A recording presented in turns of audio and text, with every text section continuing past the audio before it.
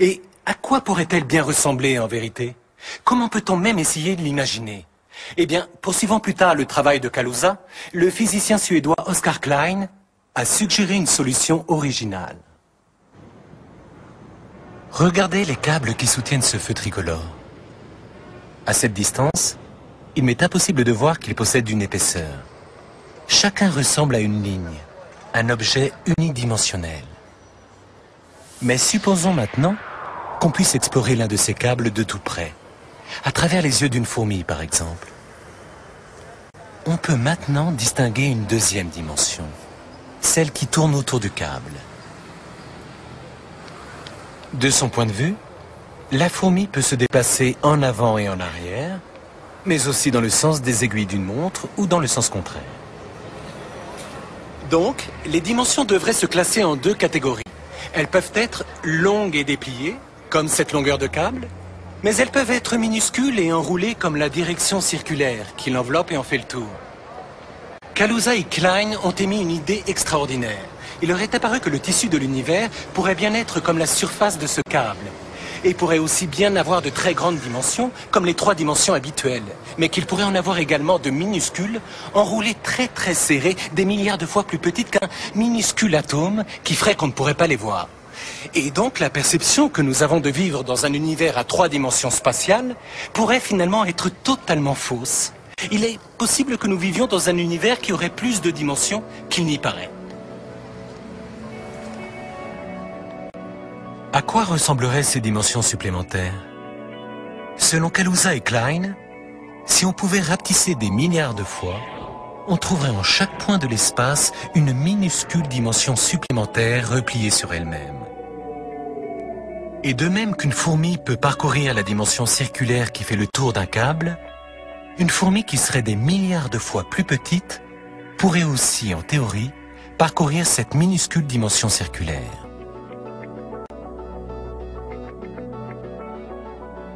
L'idée que des dimensions supplémentaires existent autour de nous constitue le fondement de la théorie des cordes.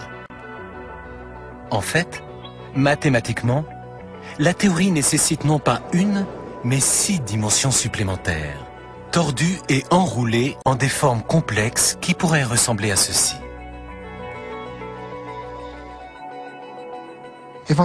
En prenant la théorie telle qu'elle existe aujourd'hui, je conclus que ces dimensions supplémentaires existent. Elles font partie de la nature.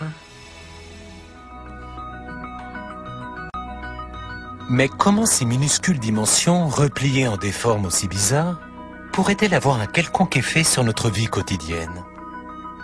Eh bien, selon la théorie des cordes, la forme est primordiale.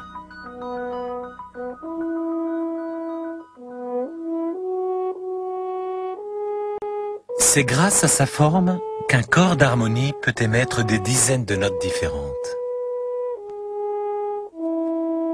Quand on appuie sur l'un des pistons, la note change, car on modifie la forme de l'espace à l'intérieur du corps où l'air résonne.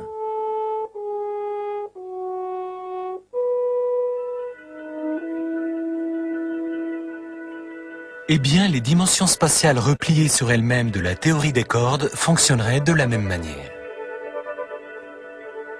Si on devenait suffisamment petit pour pénétrer dans l'une de ces formes à 6 dimensions prédites par la théorie, on verrait comment ces dernières sont tordues et enroulées les unes sur les autres, influençant la manière dont les cordes, les éléments fondamentaux de notre univers, bougent et vibrent.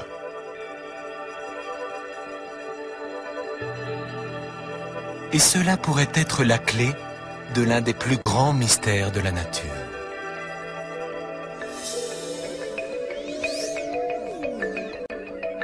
Voyez-vous, notre univers est comme une machine réglée très précisément. Les scientifiques ont découvert qu'il y a environ 20 nombres. 20 constantes fondamentales dans la nature qui donnent à l'univers les caractéristiques que nous lui connaissons.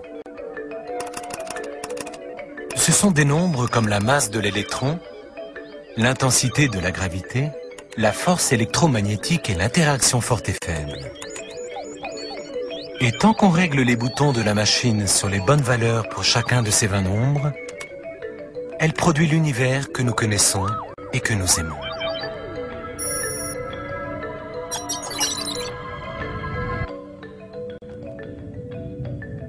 Mais si l'on change ces nombres en ajustant les réglages de la machine, même de façon minime, les conséquences sont spectaculaires.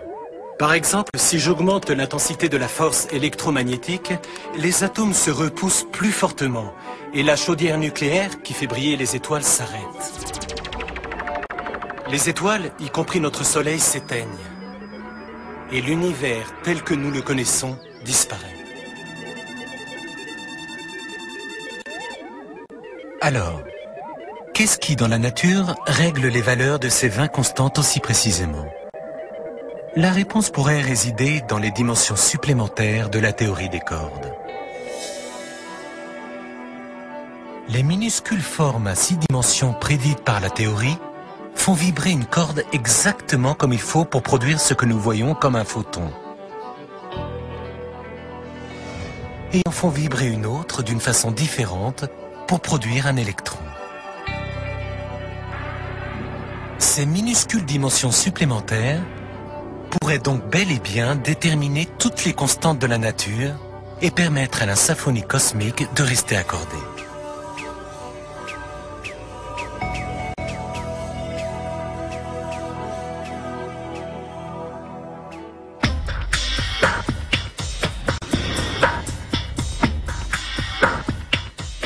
Au milieu des années 80, la théorie des cordes semble promise à une brillante carrière.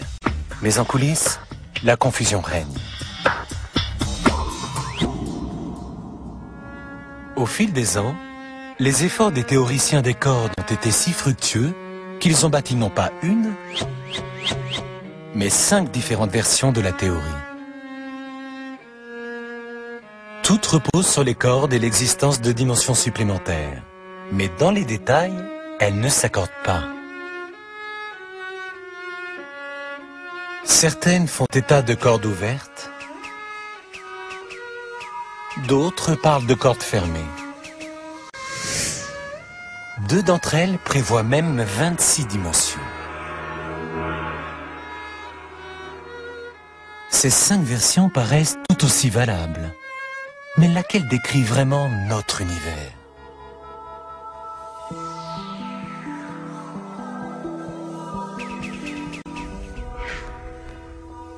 La théorie des cordes s'avérera-t-elle une théorie du tout? Ou s'effilochera-t-elle en une théorie du rien?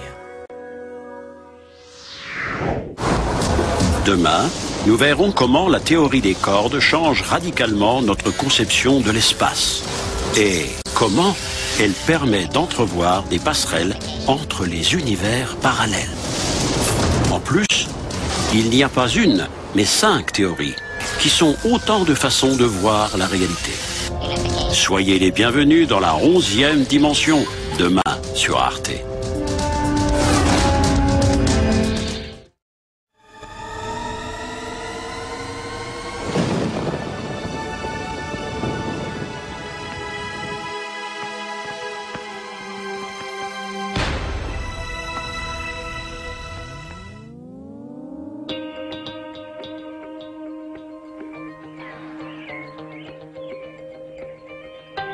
Imaginez que nous soyons capables de contrôler l'espace ou de contrôler le temps. On pourrait faire des choses absolument étonnantes. On serait peut-être à même d'aller d'ici à là. Ou encore là. Puis là. Oups. Et se retrouver enfin ici, en un seul instant. En vérité, nous sommes tous persuadés que ce genre de voyage n'est pas possible. Et c'est probablement le cas. Mais il est clair que ces dernières années, l'idée que nous nous faisons de la nature, de l'espace et du temps peut nous sembler avoir quelque peu changé. Et ce que l'on croyait jusqu'ici relever de la science-fiction nous paraît presque à notre portée aujourd'hui. Et tout cela grâce à une révolution en physique qu'on appelle la théorie des cordes, qui nous ouvre une toute nouvelle perspective sur le fonctionnement de notre univers. La théorie des cordes pourrait nous